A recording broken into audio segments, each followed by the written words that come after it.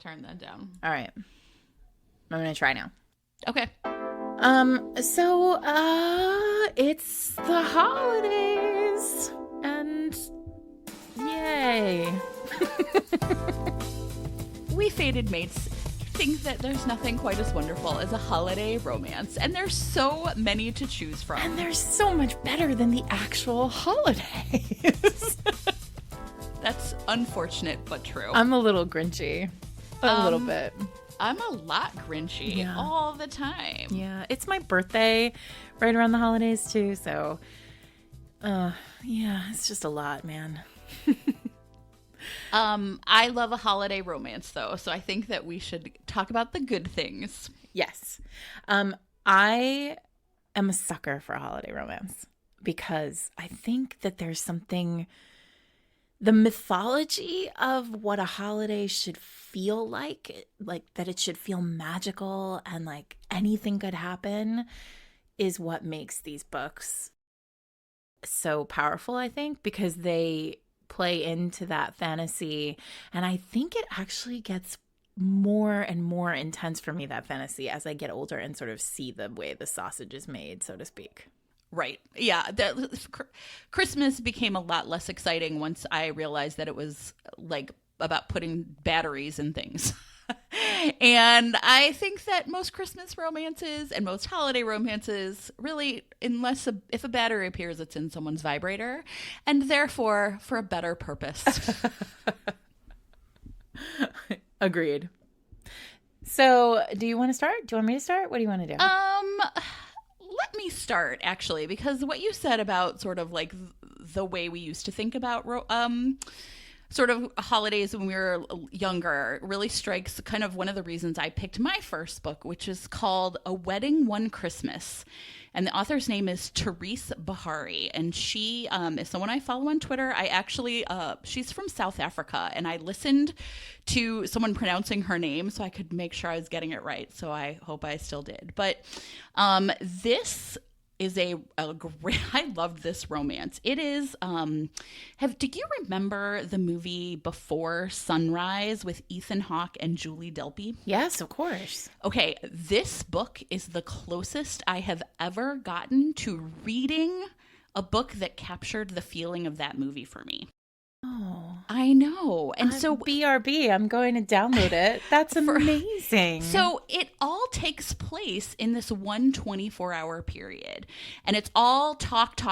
It's like kissing only. It's not like super off the charts sexy. It's just really intense emotionally. And what happens is Angie is driving back home to Cape Town after a couple of years away. Her father died and she like pretty much left immediately. She's really overcome with guilt for kind of like not sticking around to help her mom and her sisters, but it was just really emotionally fraught. And she stops in this little town that they used to go to as a family when she was younger, and she stumbles into this wedding where she unfortunately is wearing a dress that is very similar to the dress the bridesmaids are wearing. And so everyone is really pressuring her, like, go get in the photos. What are you doing? And she's horrified. And she like sort of like sneaks away and ends up in this little cafe where she meets our hero, whose name is Ezra. And he is actually like knows the people getting married, but because he has had a really disappointing he'd asked a woman to marry him and she turned him down. He like kind of can't bring himself to go to the wedding. And these two have this like intense kind of 24-hour period where they just like hang out and they go to this wedding and they get caught in like a Christmas parade. And one of the funniest moments in this book for me is there's a part where the town has a like a nativity play, and they just pick randos like out of the crowd to play the parts. So there's no script or anything. And Angie gets picked to play Mary.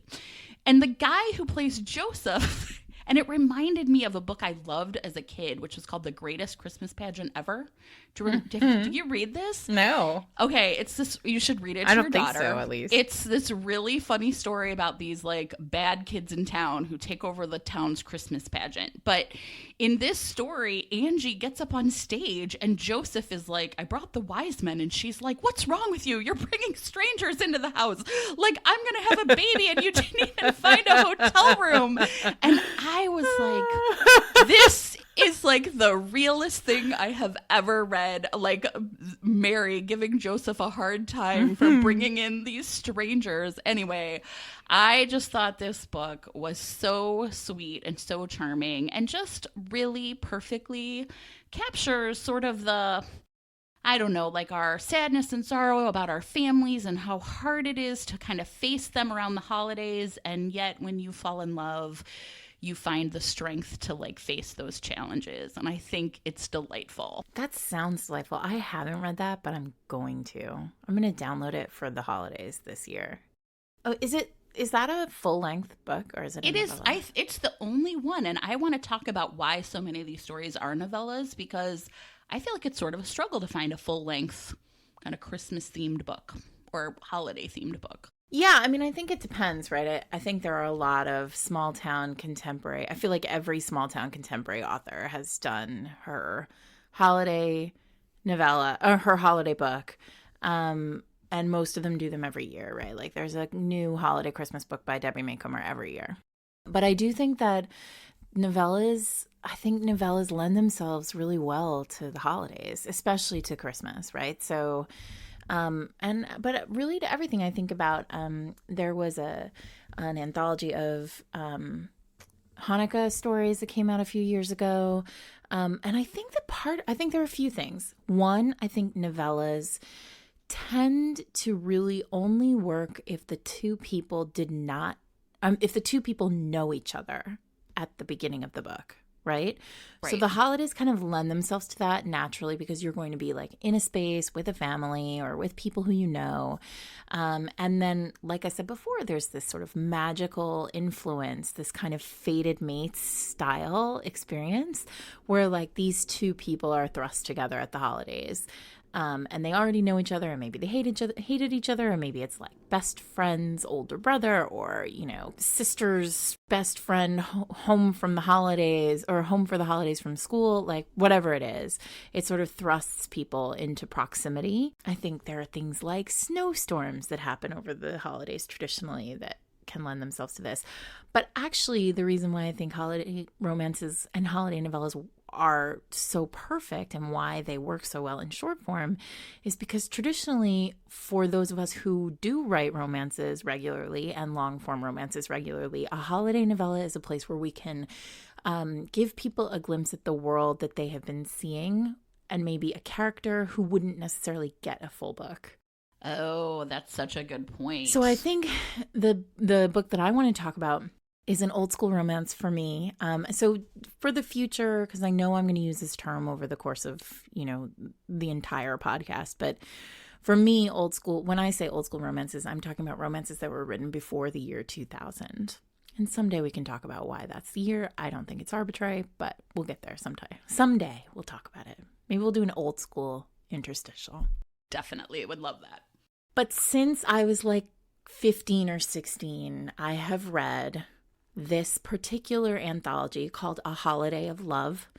Back in the day, Pocket, which is a division of Simon & Schuster, it would produce once a year a kind of 4-author anthology. And it was always at Christmas, and it always had like ivy or holly or bells or something on the cover, and it had like Judith McNaught in like the biggest font possible, and Jude Devereaux in like the biggest font possible, or Linda Howard in the biggest font possible. And then it would then there would be 2 other authors who were either very well known and just not as huge as McNaught, Devereaux, Howard, or not well known at all. And it was sort of the 4th author was usually very much not well known. And so it was really a way to boost her visibility for, in this particular case, historical romances.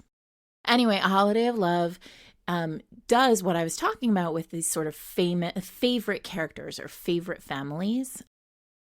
In this anthology, the story that I come to every year, the one that I come back for every year, there are two. And the first one is Judith McNaught's Miracles. Those of you who have heard me talk about old school romances or heard me talk about my influences as a writer know that McNaught is the sort of queen of my writing past. She's why I came to romance. She's why I loved romance. And when I write, I try very hard to channel the way she makes me feel in text. Miracles is also an epistolary love story. Oh, interesting. Interestingly, not between the hero and heroine.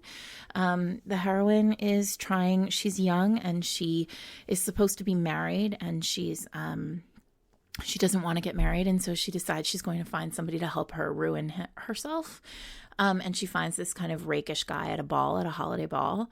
And she intends to just ruin herself by like dancing 3 dances with him, or like drinking too much champagne and like going out onto the balcony with him, like just enough to make her no longer perfect. And he's so drawn to her, he ends up taking her back to his bedroom. And they have this like intense emotional moment, and somebody knocks on the door, and it's her mother. And her mother is like, "You've been caught. You have to get married." Oops. And he is livid because he believes she's trapped him. She did this on purpose. And so he marries her, and then he brings her to his house in the country and leaves her there. Oh, and I hate them, and I love those stories. I know. He's so mad. And he leaves her there, and she's literally just there for like years. And then and she read this, and her grandmother, who she was very close to, dies, and she's all she has is this, like, she writes letters to her grandmother just about like everything all day, because she has no friends. She's so lonely. Like, her life is ruined. And then one day, like 5 or 6 days before Christmas, she receives news that he's coming for Christmas with his mother and father. And his mother's very sick. And her last wish before she dies is that, like, proof that he's happy. So he comes. It's a little bit of a fake relationship story too, because he comes to the house for Christmas and basically says, "You have to love me. You have to pretend that you love me for Christmas, the week." And they fake it in the moment in front of the parents, and it's all so wonderful. And he's like the most loving, like funny, clever, smart, sexy husband. And then the moment the parents leave the room, he just shuts it down and is cold as ice. And she's falling for him. She's falling for the person that he is in front of his parents. And it is devastating. Oh, that sounds so good. And also amazing. Well, and I actually think a lot of novellas do have that fake engagement kind of angle, or the fake, right? Because you want to like sort of make your family happy, and it seems like the path of least resistance is to like sort of just give them the illusion of your happiness, right? So I also think that these stories really lend themselves sometimes to that plot as well. I can think of a bunch of them that have that. There's a great one by Cecilia Grant, a delightful Christmas novella called A Christmas Gone Perfectly Wrong, that sort of traffics in that same trope. Like in this case, they have to hide who they really are because they shouldn't be traveling together, and they are. So I think that that's another thing. Like sometimes these holiday novellas get like mashed up with this other really appealing trope of we are faking it for someone else so that they will believe that we are, that we're happy. Sure. Well, there's also such a suspension of disbelief, right, that comes with the holidays. Like when you write it allows all the tropes, all the like sticky, delicious tropes that we're going to talk about over the course of this podcast, to be sort of elevated and heightened to this fever pitch. And then you set it against a holiday where, there is a sort of sense of magic happening potentially. Yes. And it makes it really special. I'm thinking about, there's a new anthology that's coming out the beginning of December. It'll be out when this podcast drops, called Reindeer Games, with Tracy Livesey and Charlotte Stein and Helen K. Diamond and Eve Dangerfield and Andy Christopher and Adriana Anders, like huge names in the genre. Tamara Lush, Kelly Mayer. And the conceit is at every single one of these stories is a snowed-in story. That's amazing. We love snowed-in stories because it's forced proximity and, it's a magnificent way of keeping two people on the page and really forcing them to fall in love fast. So again, romance novellas. Also, you can't deny the fact that novellas are easier for the holidays because people are very busy. And so, like, it's a quick read. Well, and that reminds me, one of my favorite anthologies it's called Silver Bells. And what I like about it is all of the characters are over 40. And they're not all Christmas stories either. One of my favorites in the anthology is called A Taste of Blessings by Suleika Snyder.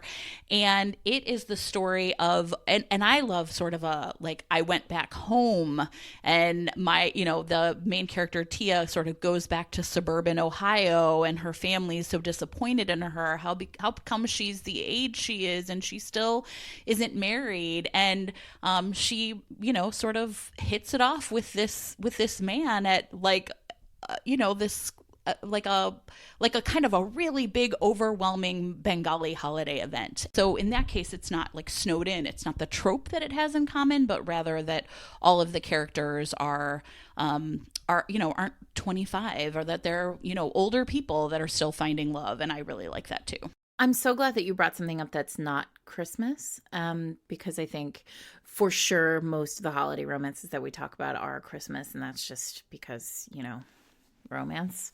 But there are, and also because there are so few, there are very few holiday romances that fall on non-religious holidays too. And I really love Tiffany Rice's Her Naughty Holiday.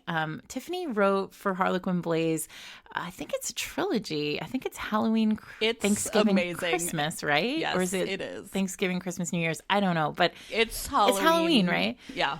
And this one is the Thanksgiving one, and it's real great, you guys. I read it. I don't know when it came out, but I read it after the election, so it might have been 2017 that I read it. But so the heroine is just miserable about Thanksgiving. Like, she doesn't want to deal with her crazy family. She she knows that the moment everybody sits down around the table, like, it is going to immediately be, her name is Clover, and it's immediately going to be like the sort of like, let's talk about everything that is bad about Clover moment. And like, who among us has not dreaded that meal? Absolutely. And so she's basically like, I'm going to bring home a fake boyfriend. This goes back to the fake relationship story, right? I'm going to bring home a fake boyfriend and he's going to help me sort of sort this out. And so she brings home this like hot contractor, like a hot, like he like is a construction worker, and he's like delicious. And he is like basically a single father to his daughter, right? Yeah. And like, he's pretty much like, okay, that's fine, but we have to bone. In classic Tiffany fashion, he's like, I will come and be your perfect like boyfriend, but we're gonna bone later. A lot of boning in classic Tiffany fashion. A lot of it. Like, this is a Blaze book, but it could have been significant. It could have not been a Blaze book. It could have been, whatever's bigger than Blaze, hotter than Blaze. Inferno. I would like to have a job naming the lines, right? Inferno. Harlequin Inferno. It's funny. Something we should do. We should also do like a category day, because I would be so many category romances that I adore, and I don't feel like they ever get the attention that they deserve. I'm going to put it on the list right now. Do it right now. But basically the best part about this, and the joy of this book, there are a lot of things to love about this book. Again, it's like, if fake engagement is your kink, this is here. If Tiffany's sexy parts are your kink, this is here. But what I love about this Thanksgiving dinner, she just kicks everyone out because they're all being assholes. And she's just like, I don't want to deal with you anymore. And like, there is a moment while you're reading it where you're thinking, wait, is this a thing we can do? Yes. Absolutely. It's the most fantastical fantasy. Like, it is hotter than any other fantasy Yeah, I've ever read in a romance I could just novel. make them all leave and be by myself on Thanksgiving. This is a possibility. And then they bone. Oh, yeah, absolutely. So... And it's an amazing book, actually. It is fantastic. And actually, you know what? I wrote a whole, and I will put it in the show notes, a whole post for the Book Queen about, because I was like, no one ever writes Thanksgiving romances. And I did a ranking of like top Thanksgiving romances. And I'm pretty sure it was, I don't think it won. There was but it was like one of my top two. So I will post that in the show notes so we can read about it. This is why I'm so glad you and I are doing this, because like, I feel often, I read a book a day. Like, I feel like I have a really great overview of the genre, but like I feel like you just are constantly recommending books to me that I have either never read or never heard of. Like, I can't think of another Thanksgiving romance. I read quite a few, so you'll be excited to read about them. I will be. Let me talk about one more novella, which I really loved. It's by Jenny Holiday, and it's called Merrily Ever After. And I want to talk about it's also about family, because in this novella, it's actually kind of the second part of a novella that started the story of Jay and Elise, and it's part of her Bridesmaids Behaving Badly series, which I stand for pretty much 24/7. Like, stop me on the street and ask me about a book, and I might talk about Jenny Holiday. And I was really nervous about this book because the setup of their first novella, which was called Once Upon a Bride, is that they meet and that Jay does not want to be a parent ever. And that she thinks she can't have kids. She has a really bad case of endometriosis, which is one of the few novels I can think of where like a woman's menstrual cycle plays such a huge role, and it's like such a big part of our lives, and it just isn't a big part of romance. And it's debilitating, and so she doesn't think she can ever get pregnant. So they get married, and they're going to move on. And it's clear though that she really is sad about this, that she'll never be a mother. And she kind of keeps this from him because she thinks there won't ever be a chance. And I will tell you, I have a lot of friends who are like, I don't want to be a parent. And I was really dreading sort of a story where Jay like is suddenly fine with the thing that he'd spent his whole entire life thinking he didn't want to do, right? So this book starts with her kind of miraculously becoming pregnant, and they're married. So it's also, I love a romance that deals with a couple who's already in a relationship facing a new challenge. And I really was kind of worried that I would think like, oh, it's just like magically fixed. And it didn't feel that way at all. I think that it really shows that like people change. That in a marriage, you're going to face an unexpected choice or crisis, or something's going to happen that you didn't expect to happen, and how you each deal with it, and then how you deal with each other dealing with it, is a really big part of believing that a couple can truly have an HEA. And I just thought this book was so wonderful. And the Christmas part is, like that Elise just keeps like wishing that it would snow, that somehow like and what she's really wishing for is that like kind of magical dusting that's gonna like fix all this. But instead it's their like hard work and they're talking to their friends and their family that like helps them realize kind of the path forward. And I think it's, again, like one of those romances that's really like, this is what romance should do. Like really show us people who like this is a real struggle between them, and yet because they love each other, they are able to like move forward and find a way that they're both happy. But I was really happy as a reader too, that it felt like Jay's sort of like, he's like a real jerk at first, right? But you understand why, and you're not mad at him. And then like the way they come around to like sort of figuring out how to be together. And I thought it was really wonderful.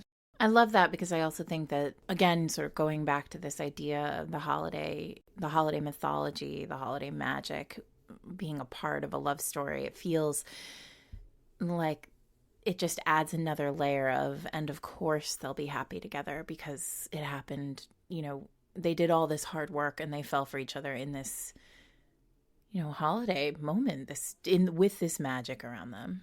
and we've talked about sort of like the baby epilogue, and this is like a baby epilogue that felt really qualitatively different than just like, and then they were happy with a baby. It was like, oh, now their lives are really going to change, and that's going to mean something. Well, I feel I should also say that I wrote a holiday book this year.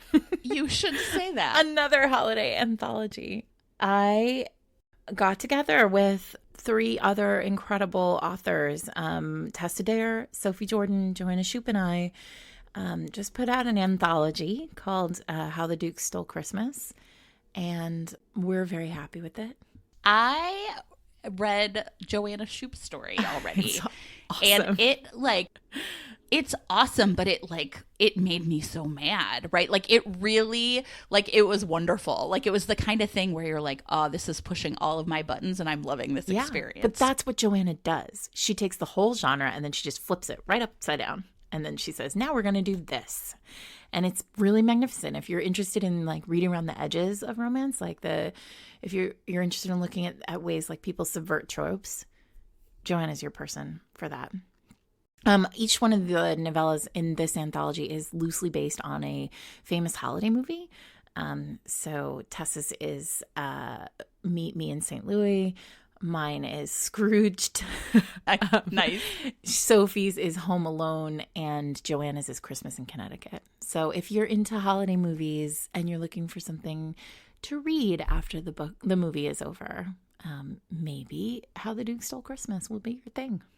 It was my thing. Well, thank you. I'm thrilled to hear that. And Joanna will be too. All right, everybody. We would love to hear more about your recommended holiday romances and reads. We are always looking for recommendations for future interstitial episodes and things you'd like us to recommend and talk about. Please subscribe to our podcast, leave us a review, and have a very happy holiday and a wonderful new year.